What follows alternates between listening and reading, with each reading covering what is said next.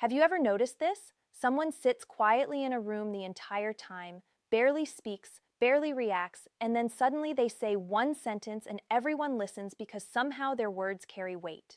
Most people look at quiet people and think they're shy. They don't know what to say. They need confidence. But psychology suggests something different. Sometimes quiet people aren't silent because they lack words.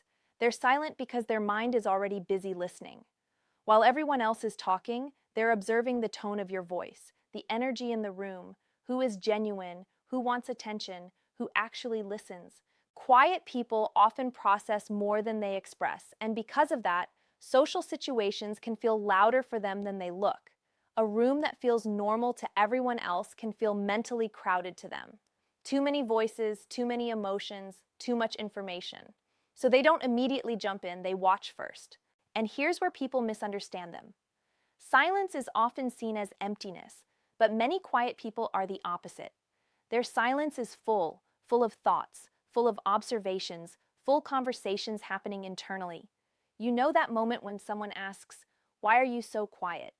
Most quiet people already had 10 things to say. They just decided not to say them. Because another thing people don't understand is this. Quiet people usually filter their words. They ask themselves questions automatically. Does this matter? Is this the right moment? Will this conversation go anywhere? If the answer feels meaningless, they stay silent. Not because they can't speak, because they choose not to waste energy. And energy matters a lot to them. Some conversations leave people excited, others leave them exhausted. Fake interest, forced laughter, talking only to avoid silence. For many quiet people, that feels draining. So, instead of filling every pause, they become comfortable with silence. And that's another difference. Most people see silence as awkward. Quiet people often see it as peaceful. They don't need noise to feel connected. They care more about sincerity than constant talking. Past experiences can shape this too.